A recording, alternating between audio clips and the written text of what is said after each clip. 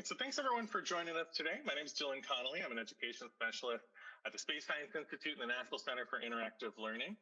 My email address is on the screen right now at dconnolly@spacescience.org.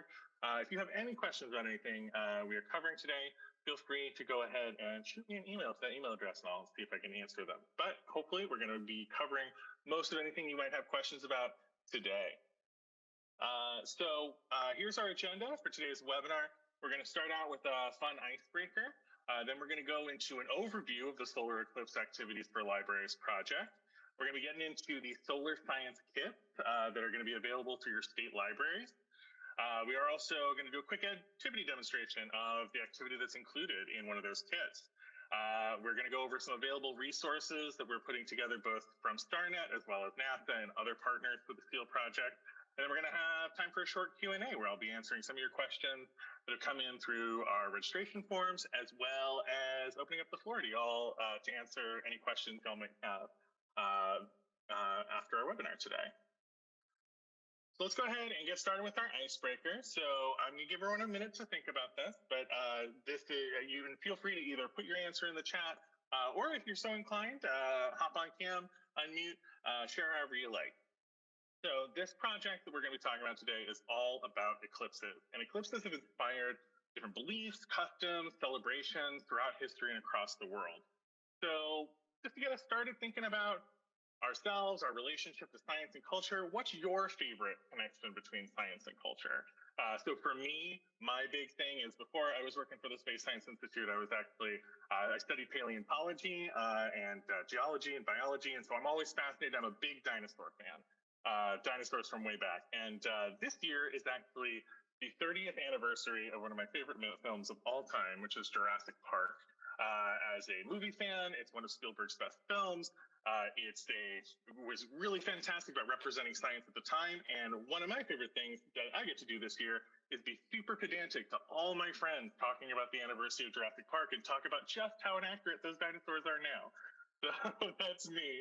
I get to talk about dinosaurs a lot this year. So that's one of my favorite connections between science and culture. How about y'all?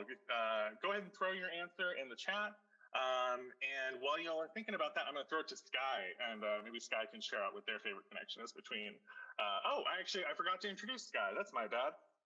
Sky Reed-Mills is also here from the Space Science Institute. Sky is going to be doing some fantastic chat support, sending some links for y'all to check out the things we're going to be talking about in this webinar, and just generally being a great person and helping me out. So Sky, why don't you go ahead and share what your favorite connection is between science and culture?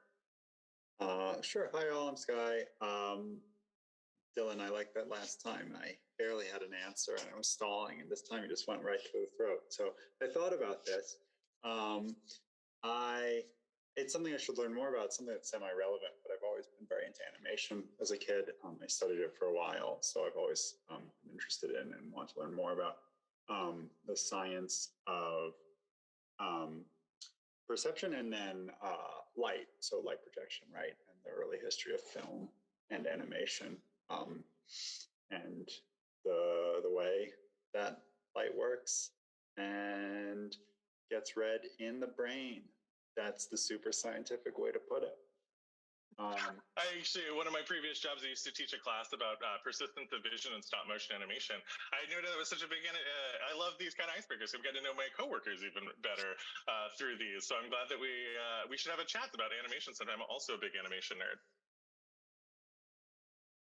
So thanks for sharing that out, Sky. We got some answers coming in the chat. Melissa said, I am fascinated by Egypt and mummies, as am I. That's a really fantastic connection. Archaeology and culture and our understanding of ancient civilizations is a really fantastic way to connect science and culture. Mara said, I've always been fascinated with the fact that people could see pictures in the stars and tell stories about them throughout history. I think that's also fascinating. Constellations, especially different constellation patterns that are recognized in different cultures, and what that says about their history, about the things they deem important, I think is really, really fascinating. Rachel said Star Trek and other sci-fi works inspired by real-world tech like tablets. Absolutely. I think all the time about how Star Trek, they had multiple paths, and so it would be like at the time, it was just the assumption you'd fit a book on one pad or something. And so you see people with stacks of tablets, and when we'd only have one in the actual future, which I think is so cool. Melinda said, I'm a huge weather nerd and love studying weather, and now watching all the climate change and how it's impacting our world. Absolutely, weather and climate, we're talking about personal connections. I think everybody worldwide can talk about something they're experiencing because of climate change. So I think that's a really, really great connection between science and culture. I love the various mythologies that are told in story form, particularly Chinese folk tales. As have I. I've actually been, there's a podcast I've been listening to called the Chinese Lore Podcast. It's retelling a lot of the great Chinese novels in English with historical and cultural context that I found really fascinating. So I'm glad that there's some connection there. Jennifer Garden said, I love looking at folk and fairy tales and seeing how people of the olden tales tried to explain the stuff around them that they read as magic and we know today as science. Absolutely. I think folk tales and folk traditions are really a great example of people's humans' desire to create explanations for things. And while science is one of them, a lot of traditional folk tales and things like that are ways that humanity has decided to try to put meaning towards the things that happen. Kate said archaeology and popular culture, how inaccurate and inaccurate versus various films and books are. What everyone thinks archaeologists do, what they actually do. I think that's a really, really interesting one. Versus the moon and its phases and effect on behavior. Absolutely. I think that's really great. And the moon actually, we have so much stuff with tides and the way things happen on Earth with different plants and animals in our biome. I think it's, the moon phases are one of those things where I think it really does have an impact on the way the planet works in different biomes. And it's really fascinating to think about how something just by how much, light is coming being reflected by the moon's surface can really impact us here on Earth. Awesome. That was some great answers. Thanks all so much for sharing. I really appreciate it. So let's move on to the next part of our agenda. So we're going to talk a little bit about the SEAL project. So the SEAL project, the Solar Eclipse Activities for Libraries project, is a partnership from the Gordon Betty Moore Foundation, and they have given us a chunk of money to continue our work from the 2017 Great American Apocalypse. I'm sure many of you might have participated in StarNet's 2017 Great American Eclipse Project. I actually wasn't at SSI and StarNet at the time, but I was actually at a small natural history museum in Providence, Rhode Island. We're doing some exhibit work there, and we did a eclipse event where we actually got some of the glasses that were available through the 2017 Great American Eclipse Project from SSI from a local library. So you can see this had a huge effect nationwide. We were able to get libraries across the country to participate. We had the Starlight Library Eclipse Project of 2017 allowed 6 million people to observe the event safely. Participating libraries, all of which you can see on screen right now, we're estimated to have conducted about 35,000 science programs before and after the eclipse, reaching about 1.75 million people. And we are aiming to do even more than that with the 2023 and 2024 eclipses. So here's a map of where these eclipses are coming up. We're going to have back-to-back American eclipses, which is really, really cool. The first one is going to be in October. It's an annular solar eclipse on October 14th. The visibility for that is going to be starting on the West Coast in Southern Oregon, and continuing down through South Texas. Excuse me. And that eclipse is going to be an annular solar eclipse. So that's where the position of the moon and the sun and Earth are such that the moon doesn't completely cover the sun, and you get what's called an annulus, which is a ring of light that's still visible from the sun around the moon's shadow as it passes in front of the sun. And then we'll have a total solar eclipse, which is going to be traveling in the opposite direction from Maine, from Maine to the south of Texas again. That's going to be on April 8th, 2024. And that's going to be a total solar eclipse. So that's the one where it's going to be safe to, at the moment of totality, if you're in the path of totality, take your glasses off and look at the naked sun. One of the few times it's actually safe to look at the naked sun is during a total solar eclipse. So we're going to be aiming to get even more than that 1.75 million people safely engaging with the eclipse, including we have that square, what we're calling the Square of Awesome, which is that area down in South Texas where both the annular and total solar eclipse will be happening in about just about 6 months past each other. So that's going to be really, really exciting. And if you are on the path of either one of these, even if you're not on the path of either one of these, something is going to be visible in the entire continental United States for both of these. So that's going to be really, really cool. And we have a ton of resources, so no matter where in the country, you're going to be able to participate and see some of this eclipse. So the SEAL project that we're talking about today has several components. First is the free eclipse classes for libraries. So we're inviting libraries. Actually, Sky, would you mind go ahead and throw in the link to the Get Started blog post in the chat so people can follow along?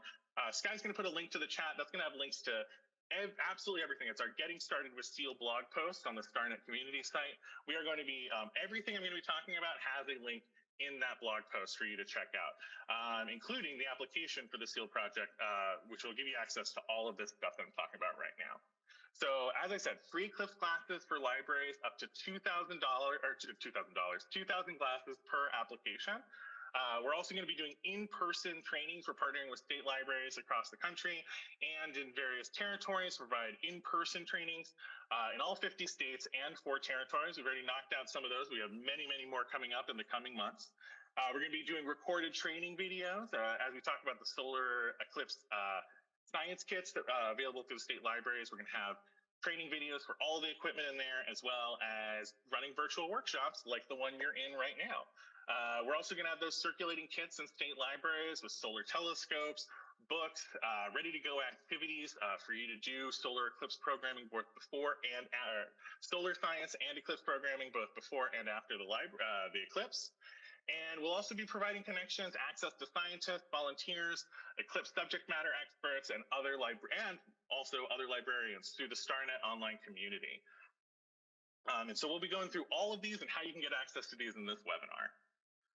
So first, let's go ahead and talk about the solar science circulation kits. So these are going to be available through your state library. Every state library is handling circulation differently. So I invite you to reach out to your state library for circulation details of when those are going to be available, how to check them out and get them to your library. There are 2 types of kits, and each state library is going to have 2 of each. A multi-generational kit that's meant for all ages, from learners that are very young all the way to older learners, and then a kit geared specifically for younger learners. And they have a little bit of a difference in the equipment and the activities and books that are included in there. Each kit consists of a container that contains the solar science equipment that we'll be going over, a book, and a hands-on activity. And if you have any question about these kits, if you reach out to your state library and they say they don't have them yet, Sky, who is also assisting us, Sky Reed-Mills, their email address is on the screen, sreedmills@spacescience.org. And if you have any question about if you've registered for classes and not received a confirmation, if you have want to know more about when your state library will be receiving their solar science kits, go ahead and reach out to Sky and they can answer any questions you have or direct you to the person that you should be talking to. Let's go over some of those kits. So first is the multi-generational kit. Like I said, it's going to have that container. Up on the top here, that's the Coronado Personal Solar Telescope. So that's going to be a kind of standard focus telescope with a lens, and that has a solar filter on it for you looking directly at the sun. We also have a nice case for that telescope as well as a mount. They'll also include a storybook called When the Sun Goes Dark, all about eclipses, and 2 large binoculars. So those are binoculars with solar filters on them so you can safely observe the sun with them as you are when you're using them. It'll also have a fun activity called Big Sun, Little Moon that shows you all about how even though the moon is much, much smaller than the sun, how it can cover up the sun and create that shadow that creates an eclipse based on distances. And that's an activity that's been available and is available through the STEM Activity Clearinghouse on StarNet's website. We're going through if you want how to access that clearinghouse a little later. Next, this is the kit we're going to be focusing on today for this webinar. This is our younger audiences kit. So this is more designed for younger learners for hands-on learning at your library through some programming. We have the container that contains it, a sun spotter telescope, which is a Keplerian style telescope. Instead of having a lens you view it through, the image comes through that lens right there underneath the word sun spotter. It gets bounced across a few mirrors and is projected down onto a piece of paper. You can use this year-round to look at sunspots on the moon, so it's not just usable during the eclipse. And this will, the instructions on how to use that sun spotter are going to be available in a training video coming very, very soon. There's also a book called Moon Bear Shadow and an accompanying activity called Moon Bear Shadow that'll have all the activity pieces you need for that, and we're going to be doing a little demo of that in a bit. It'll also have mini sinoculars that are designed for kids' hands. So those are like the sinoculars in the other kit, but meant for tiny kids' faces and hands. And so those are also those binoculars with a solar filter for observing the sun safely. And there's also a second activity in here, a sorting game, which I will go ahead and do a little demo for you right now. So the sorting games activity is an activity, once again, from the STEM Activity Clearinghouse. And this is going to have printed cards for you to run this activity at your library once you check out this kit. So this activity is all about sorting different celestial objects and things. Sorting different things into different categories. We have 3 different categories you're going to be sorting. Cards with a green border, you're going to organize by size from smallest to largest. Blue border is going to be distance, so the closest to and the furthest from Earth, as well as the red border, which you can sort by temperature, which object is coldest and which one is hottest. And here you can see a demonstration of what that looks like over on the right-hand side of a young learner participating in that activity. So here's some examples of how these all look. And I'm going to go ahead and list these off. And I would love, we're not going to do the whole activity. We're going to go through each one of these categories. There's 2 sets of cards for each category. So you're going to have the ones I'm going to go through today, as well as a second set of cards for each. So let's go ahead and see if we can sort this out. So this one is probably the easiest one, which is how big are these objects? So we have the Earth, Mars, some lions, the moon, and the International Space Station. Teresa, I see you're answering the question. Included in the activity is a guide of all the answers as well. So you don't need to research these yourself. Those answers are provided for you in the activity. Don't worry. So let's go ahead and let's take a guess. Does anybody want to guess what the smallest object on the screen is between the lions, the Earth, Mars, the moon, and the International Space Station? Mara jumped in right there. The lions, absolutely. I think that's a pretty easy give me one. Does anybody know the largest object of all of these? Which one is the most massive? So here's a hint. Earth and Mars are pretty big. They have about the same amount of land mass, but one of them has something that the other doesn't. I've gotten guesses for both Earth and Mars in the chat, and those are both really, really great guesses. Like I said, they have about the same amount of rocky land mass. The difference between Earth and Mars is Earth is covered mostly by oceans, and that water adds a ton of mass that Mars doesn't have. So Earth is actually bigger than Mars, which is why Mars gravity is slightly less than ours, and it's something we're going to have to take into consideration as we're exploring human space exploration of Mars. But great guesses. Oh, here we go. Rachel said Mars is 2/3 the size of Earth, if I recall correctly. Absolutely, and that's reflected in that gravity that I was telling you about.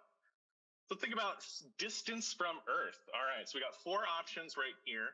The Andromeda Galaxy, the Orion Constellation, the planet Saturn, and the Sun. Which one of these objects do y'all think is closest to Earth? Go ahead and throw that answer in the chat if you feel like it. Mara guessed Saturn. Marianne said Sun. We got a couple of answers: Saturn and the Sun. The correct answer is the Sun. So Saturn, like all the planets in our solar system, revolve around the Sun, and the distance between Earth and Saturn is much, much, much larger than the distance between the Sun and Earth.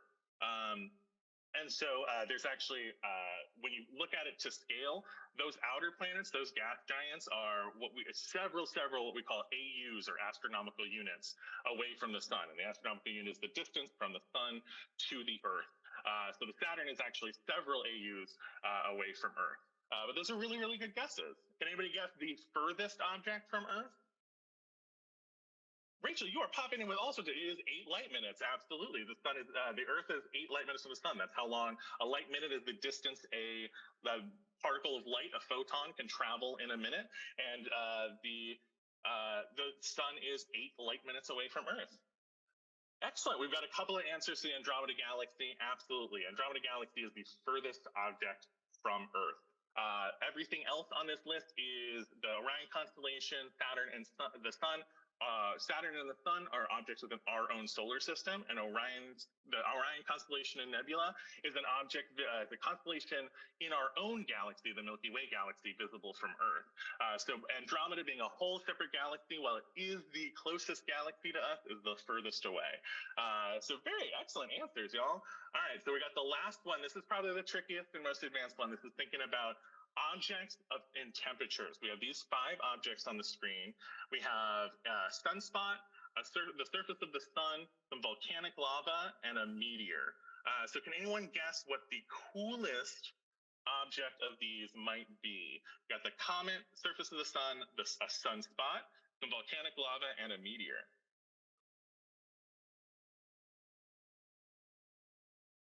Got a couple guesses for meteor so far. All right, it's actually interesting. The comet is actually the coolest object. So comets actually absorb and reflect light of their sun. They're usually made up of mostly ice and rock. So those are actually the coolest objects of these 5. Yep, Rachel said comet because of the ice. We got a couple noticing ice. Absolutely. Yeah, so then meteor being largely rock. Those are a little warmer, but they're actually lava is the next coldest. Is while magma is very, very hot in Earth, the moment that lava breaks the surface, it instantly starts cooling. So that lava is actually, even though it can get up to about 1,000 degrees Celsius, is cooler than all the other objects besides the comet. Then we have the meteor, which are usually very hot themselves. And then we have the sunspots. So sunspots, while they're on the surface of the sun. Oh, I'm sorry, I didn't give you all the opportunity to guess. I'm just going to explain it to you, and we're going to move on because I didn't realize I was doing that. But the sunspot is the second hottest. Even though the surface of the sun and sunspots are located on the surface of the sun, those are actually, sunspots are areas where it's actually the coolest. They get darker because they're cooler than the rest of the surrounding surface of the sun. So most of the surface of the sun is much, much hotter than a sunspot. Awesome. So here's another example of how these cards, we also have a digital version on the STEM Activity Clearinghouse. If any of you are still doing hybrid or virtual programming, we have a PowerPoint and a PDF of this activity. So you can combine the two if you want to get a projector, you have a large screen. If you wanted to show the correct answers using that virtual version while people are sorting or after they've sorted them to check their answers, that's a great way to hybridize those. Or if you're still in a part of the country with a ton of COVID and you are not doing in-person programming or trying to limit that, that is a great virtual option as well to either do for virtual through your library, partnering with the school. Ton of options on how to run this activity. So the final element included besides that solar science activity in that kit is another book and activity called Moon Bear Shadow. And the kit includes absolutely everything you need to run an activity.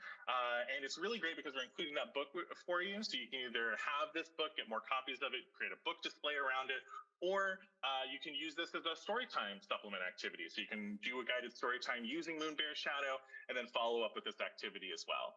So the kit includes everything you need to run the activity, that book by Frank Ash, Moon Bear Shadow, a flashlight sun, which you can see our young learner demonstrating here in that photo, some small bear toys for you to do the activity with, the playmat that replicates the illustrations from the book, as well as a laminated facilitator's guide, table signs, and challenge cards. So everything you need to do to run this is right out of the box. And let's go ahead and demonstrate that activity for you. So here's everything that's included in that activity kit. So as you can see, we've got the book here, Moon Bear Shadow. It's a really fun picture book about a young bear who goes down to a pond of fish, and unfortunately, his shadow keeps scaring away the fish as he's trying to fish. So he runs around and he's trying to get rid of his shadow. He tries to outrun it. He tries to hide from it. He even tries to nail it down using a hammer and nails, and he just cannot get rid of his shadow. Finally, after trying many different methods, he goes and takes a nap. And then while he's taking a nap, the sun's position changes. And what he finds is when he goes back to fish later that day, his shadow's in a different position and he's able to catch the fish. So it's a really fun story about how shadows are created. And then we also have this really nice follow-up activity where you can explain some of that science. So here we have that facilitator's guide laminated for you, including some connections to eclipse science. We have a nice table sign for you to use with instructions for if you wanted to have this as part of a book display, or perhaps wanted to use it for, or just have it as a passive activity during some other eclipse programming. There's some step-by-step instructions for your visitors. A great table sign or an example of how the moon bear shadow, the science behind it, including how different angles of light and objects, how objects block that light, which can be really nicely tied to how eclipses work. Here we see the moon shadow. So during an eclipse, the moon comes between, get rid of that glare. The moon comes between the sun's light and the earth, creating a shadow just like bear did between the sun and that pond. And then here's everything that's included in that kit as well. So here you have that nice playmat. We have some bears to represent Bear and maybe his friend Bear 2. We have a flashlight sun right here. And we have a tree as well. So this is all great to explore these challenge cards. So this is where you can either facilitate this activity or you're leaving it as standalone. These challenge cards are how your visitors can explore the science related in this activity. And this is all about angles of light and objects that block them. So here we can see the challenge is to try and make Bear's shadow in front of him. So here, if we turn on our flashlight sun, we can go ahead and let's shine that light on Bear and say, what do we need to do? What position does the sun need to be in for Bear's shadow to be in front of him? Does anybody want to take a guess in the chat on where we should be positioning the shadow, the sun, so that Bear's shadow is in front of him? Remember, this activity is all about blocking light. So Mara said, yeah, behind Bear, absolutely. You can see that. And by the way, if I know librarians, I'm sure that a few of you have some toys on your desk as well as a phone flashlight. So if you want to follow along while we're doing this and get a feel for how this works, I'm sure some of you can find some stuff on your desk right now to do that. So if we want to do the shadow behind him, same deal. We're just going to go ahead and reverse that that sun so it's in front of him, so that shadow is behind him.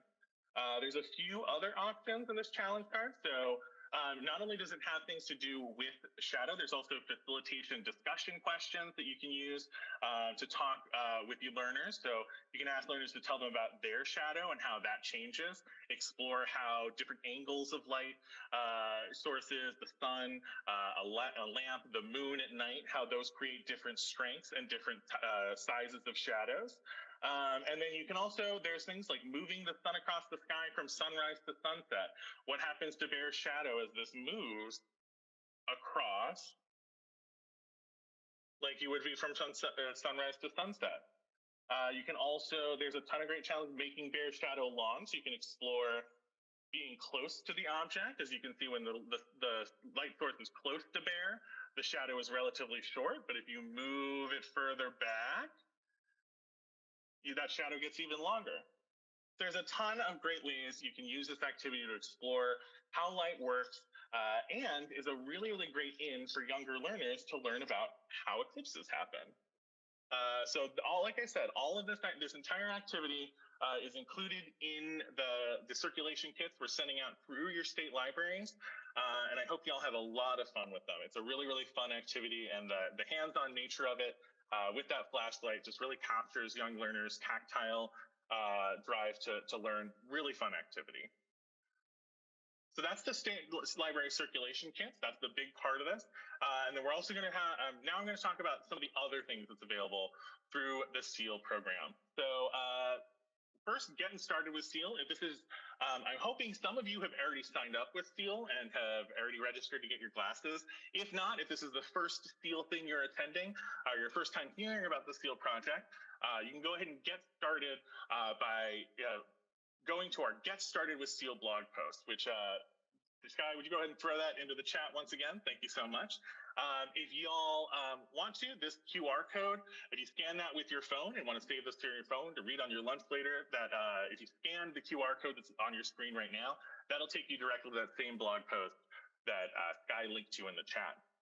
So that Seal Resources blog is your first stop shop for getting all the information about Seal. We have lots of information available there. We have how to register for your free Eclipse classes, upcoming training and webinar opportunities, science explainers.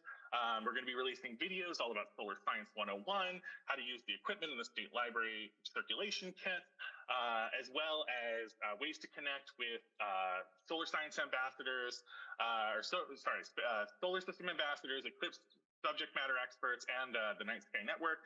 Tons of information. We'll be going through most of that today. That link, one of the first links you'll see on that page is the link to register for glasses. As I said earlier, you can get up to 2,000 glasses per application. And we're asking each library, if you are doing Eclipse programming at your library, register individually for those glasses. And Sky has put the SurveyMonkey registration link in the chat as well, and that'll take you directly to that registration. So if you haven't done that, do that right away. When you register for glasses, you'll also be automatically signed up for the StarNet Community Eclipse group on our community website, which we will be talking about a little later, as well as signed up for our newsletter.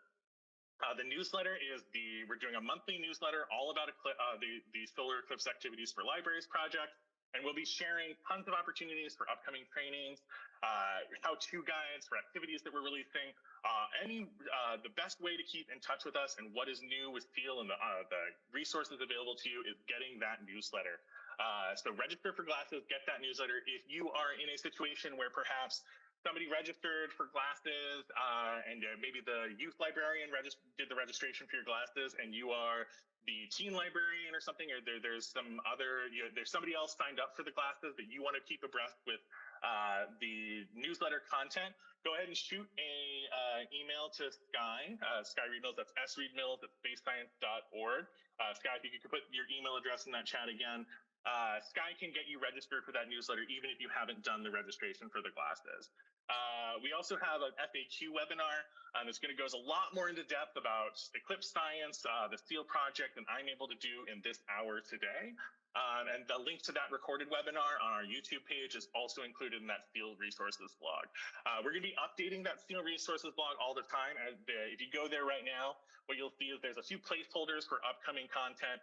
We're going to be updating that all the time. So I invite you to bookmark that Seal Resources blog page and check it frequently, as we're going to be pushing out new content for that on that blog post pretty frequently. We also are doing solar science activity guides. We've come up with a suite of hands-on activities specifically around solar science and the eclipse. We've created step-by-step color facilitation guides with relevant background science, full color photos, and eclipse connections all through there. So as you can see on here, we have a couple of images from those guides. We have a step-by-step on how to build a projection eclipse viewer to safely view the eclipse without any glasses out of any box. That's that top left image. We also have a step-by-step guide on how to create a solar oven out of a pizza box, which I developed that activity. Really, really fun. We have several recipes that are available for you to cook that I've tested in the solar oven.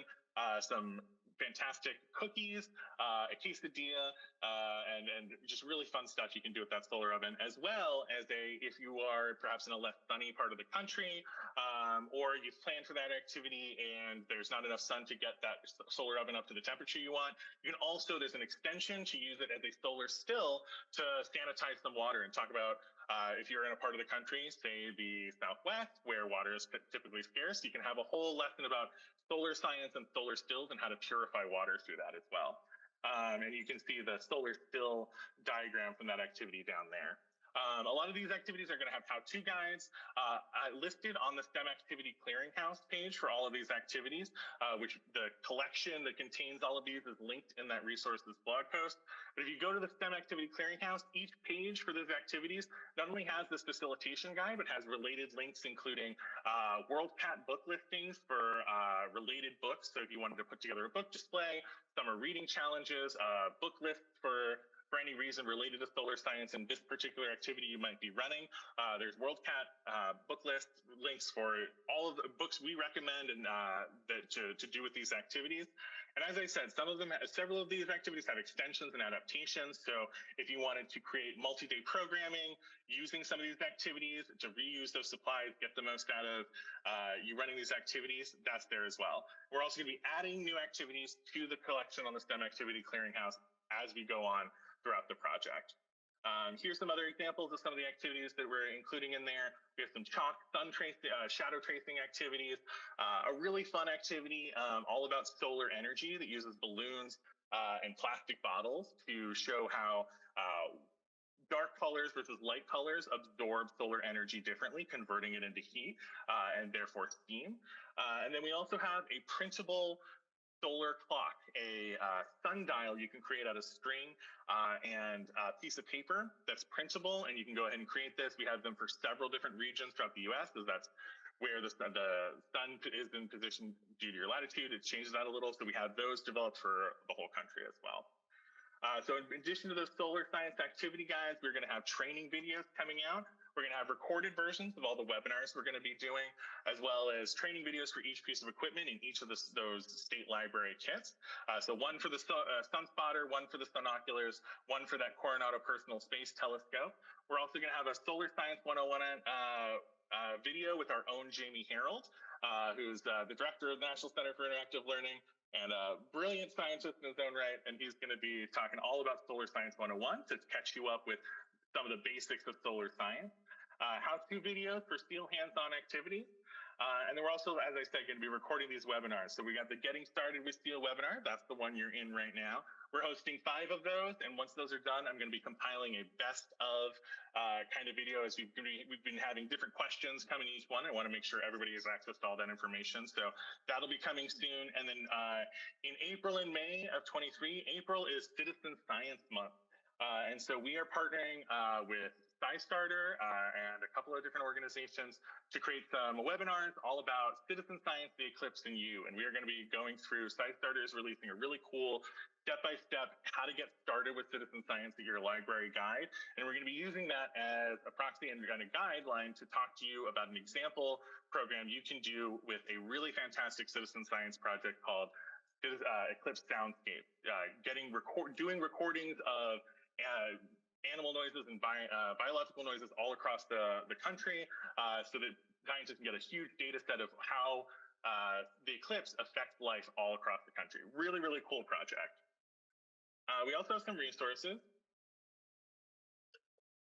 on finding partners for whether or not you want to get a speaker, have some sort of local astronomy club, and get your community and science and space science experts in or enthusiasts in your area involved with these kind of programming in your library. So we have links on to the Solar System Ambassadors website through NASA, and those are NASA scientists and subject matter experts who have listed themselves. You can find people in your area to come virtually or in person to your solar science events. We also have the Night Sky Network available through JPL. That is a directory of local astronomy clubs and space science clubs that you can find a local one that might be interested in partnering with you for an event.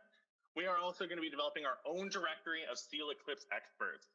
So we just opened the applications for those experts just a couple weeks ago, and we're currently in the process of vetting them, making sure everybody's on the up and up. And once that is up and ready, you will be able to connect with those steel experts through the Solar Eclipse Activities for Libraries website. The best way to find out when that directory is going to be available is, once again, signing up for our newsletter. So register for those free classes. And if you haven't, if you have registered for those classes and aren't receiving the newsletter, or somebody at your library has registered for classes and you want to receive that newsletter yourself, go ahead and reach out to Sky at sreedmills@spacescience.org, and they can get you signed up with that newsletter. And we also have the StarNet community website. The StarNet community site is a fantastic kind of social media style website we've set up. I'm affectionately calling it Facebook. It works pretty much just like Facebook. We have tons of different groups, including one for the Eclipse program that you'll be automatically registered for and joined when you register for solar eclipse classes. And that's a really great way to connect with other solar science experts. We're going to be posting updates on there as we upload new activities. resources and things like that. Really fantastic resource for connecting with us and other librarians interested in Eclipse programming. So we do have some other upcoming webinars and virtual events. So as I said, February 1st, we're partnering with SciStarter and the National Citizen Science and Community Science Library Network to talk all about planning for Citizen Science Month at your library. So if you want to get involved with citizen science and do some citizen science programming in April at your library during Citizen Science Month, this is going to be a really fantastic webinar that will talk all about how to go through that, going through some of that document that we were talking about getting started with citizen science at your library. And that's February 1st, 2023. So just in just a few days. Registration is still wide open though, and the link for that is included in the resources blog post. Right up at the top, we're talking about upcoming training. We're also going to be doing our next series of Steel spring trainings, virtual trainings, and it's all about incorporating citizen science into your Eclipse programming. So while I know that librarians, you plan your calendar out 6-7 months in advance based on what you're going to be doing. Summer reading is coming up, and that's going to be taking a lot of your time. So this is a really fantastic, what we're going to be doing in these webinars is getting you started so you can think about how to incorporate citizen science programming into your Eclipse programming, or solar science programming before and after the annular eclipse this year, or to prep for next year as the next citizen science, the total eclipse is going to be happening during Citizen Science Month. So it's a great way to start thinking about next year's total eclipse and how you might be able to incorporate some of that citizen science into next year's programming as well. We do have some upcoming, we do have some other resources we have available. The coming soon is a bit of a lie. The graphics and logos blog post we just uploaded yesterday. So that's a really fantastic blog post that's also linked in that resources blog post. That's going to have all of the graphics that we've used, these backgrounds I've been using with the sun, moon, eclipse glasses, and books. We have graphics all there for you to use in multiple colors. We have several flyers for Eclipse programming, including ones with QR codes for public-facing Eclipse information that'll link to information for the public on our website about the eclipse, and social media assets for you to use as well for advertising this stuff on or creating your own artwork and flyers. So what'll be nice is all of these graphics and logos are the same ones that we've used to create our programming, and so you can create some matching stuff, and that always looks super profesh and really nice when the graphic design language matches for everything. We also have, as I mentioned, that Steel newsletter that is going to be really, really a fantastic resource. We're going to be sharing activities, opportunities for training, different things coming up in there. Newsletter is really, really the place to get your up-to-date Steel information. As I mentioned earlier, that Eclipse group on the StarNet community site is a really fantastic resource for you. We have an Eclipse 101 booklet. This is the booklet. We have a printed version of the booklet that is going to be included in every order of glasses, and we're going to have a booklet for you that's going to walk you through how to find tons of safety guidelines, how to find what the eclipse will look like in your area, how to properly view the eclipse, all sorts of that kind of stuff. And we also have a digital version of that in PDF form, also available through that Getting Started with Steel Resources blog post. And I also want to invite you, this goes back to that StarNet community website group, the Eclipse group. I want to invite you to think about each other as a resource. While we try our best to provide you with as many resources as possible, y'all are the ones on the ground talking with visitors. You understand your communities the best. So we want to invite you to connect with each other through either the StarNet community website, some of these in-person trainings we're doing, and share ideas with each other about what you're doing in your community to celebrate the upcoming eclipses. And those are the resources. So now we're going to switch to the Q&A. I'm going to cover a couple of common questions that have been coming up in registrations, and I'm going to open up the floor for y'all. So one thing we've been getting a lot of questions about is sharing glasses with other branches. So we are asking every library to register for their own set of glasses. The reason we're doing this is the best way we know to get each library who wants to do their own Eclipse programming an appropriate amount of glasses for each. We are asking every library to request glasses that they will need for both the 2023 and 2024 eclipses. That's why we're doing up to 2,000.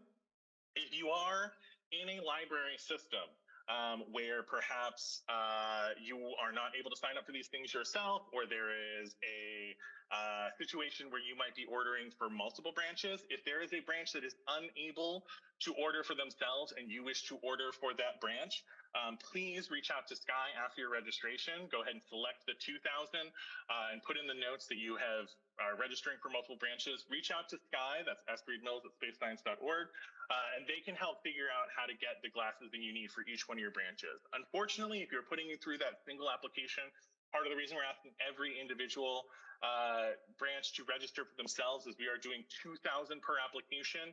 Unless you are, if you are trying to get for multiple branches, it will most likely be less than that. So the best way to guarantee that they will get that 2,000 glasses for both the 2023 and 2024 eclipses is to register each branch individually.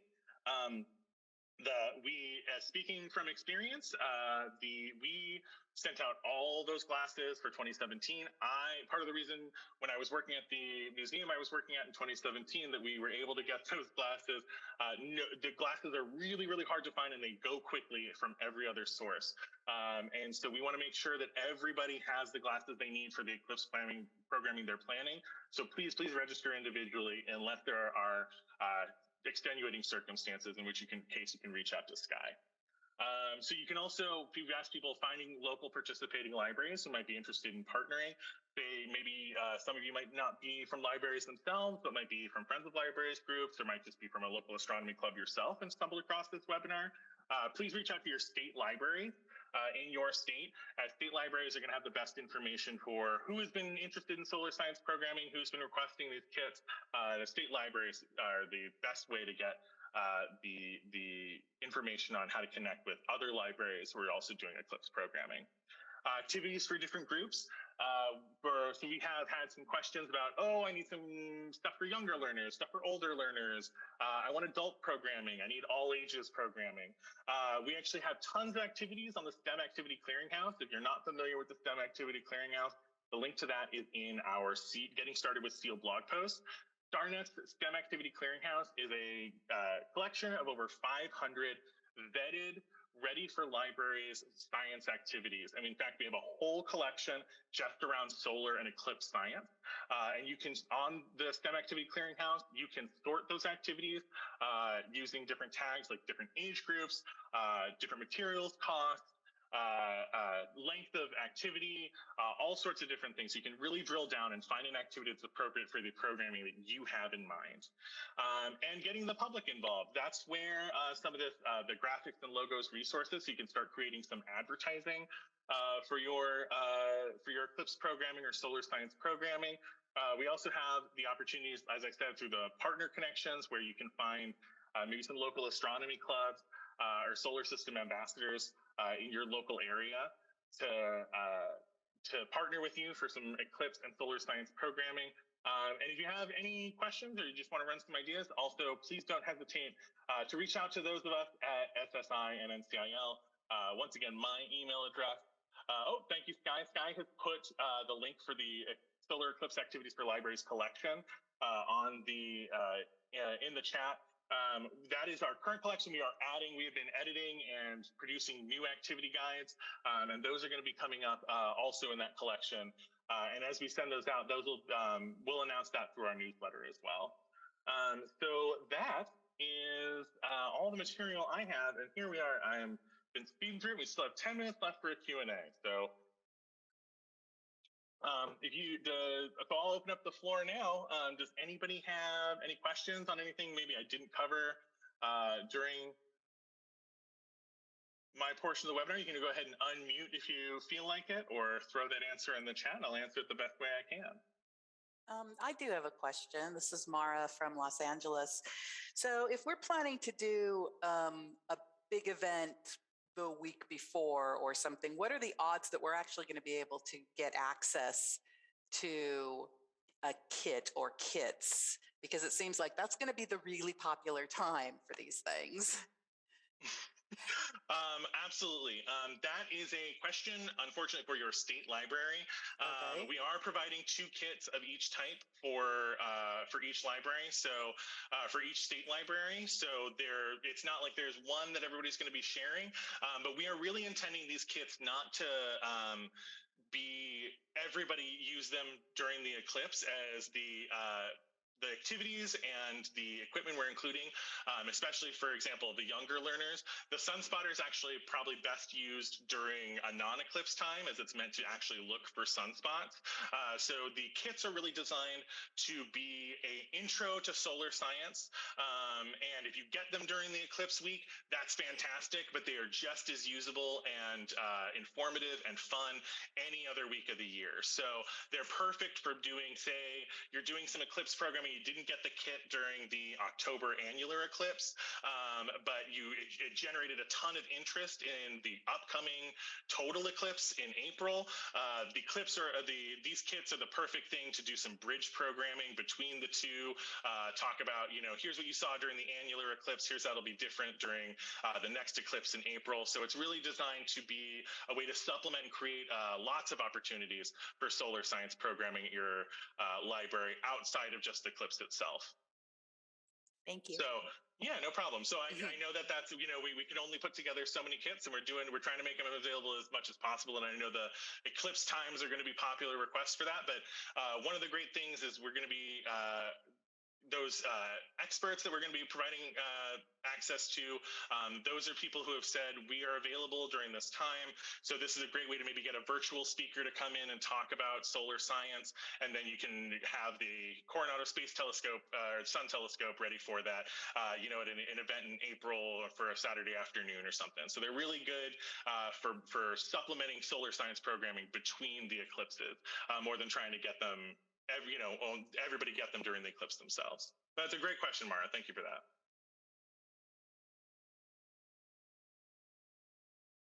Teresa, I'm glad this has been informative. I've been rushing through it. I feel like I've been talking a mile a minute trying to get as much information out as possible. So I'm glad that you were able to absorb at least some of it. Anybody else got any other questions? There's no question to anything. Please don't hesitate to ask. Hi, this is Shelley from Washington, D.C. You explained what an annular eclipse was, but if you're in a partial eclipse part, what does it look like? I can actually point you to a resource in our resource blog post that'll actually tell you all about this. So we actually have an eclipse simulator website that we have linked to on that eclipse blog, the Getting Started with SEAL blog. And that actually, you can enter in your location in the United States, and it will simulate what the eclipse is going to look like, both the annular and the total, in your area based on your location. So if you're not in the direct path, there's tons of ways. There's in that resource blog post for you to figure out what the eclipse is going to look like in your area, so you can plan programming about what that's going to look like in your area. If you're not in those paths that we showed on the map earlier, everybody in the United States, the continental United States, is going to be able to see some portion of an eclipse, something on both of those dates. You can figure out that. Oh, thank you, Sky, for putting that in there. That's that skygames.org/eclipse link, and that's the best place to figure out what the eclipse will look like in your town as you're planning programming. Of course.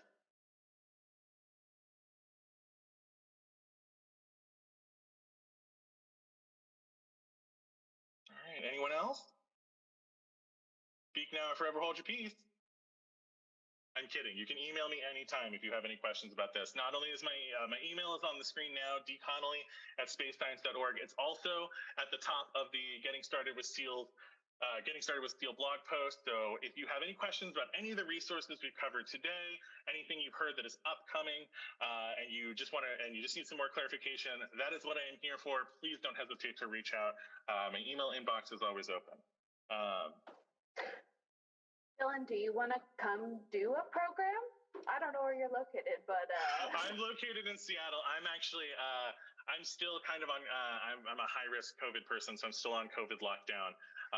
for the majority of the time being. But I would love to connect you with somebody who could come and do some programming for you at the library. Just trying to, take advantage. Completely understand, and that's very flattering that you think I would be a good person to do some programming with. All right. Any more questions? If not, I'll give y'all a few minutes of your day back. All right. Well, thanks so much for attending, y'all. It's been such a blast sharing some of this stuff that we've got available for you. As I said, please don't hesitate to reach out. Bookmark that Getting Started with Seal blog post, and we will be updating all of that with upcoming videos we're going to be releasing, all sorts of good stuff. Make sure you sign up for that newsletter. And I hope y'all have such a great time doing Eclipse programming. Don't hesitate to reach out if you have any questions about anything at all. All right. Thanks so much. Y'all enjoy the rest of your, is it Thursday? Thursday. That's what today is. Have a good one, y'all.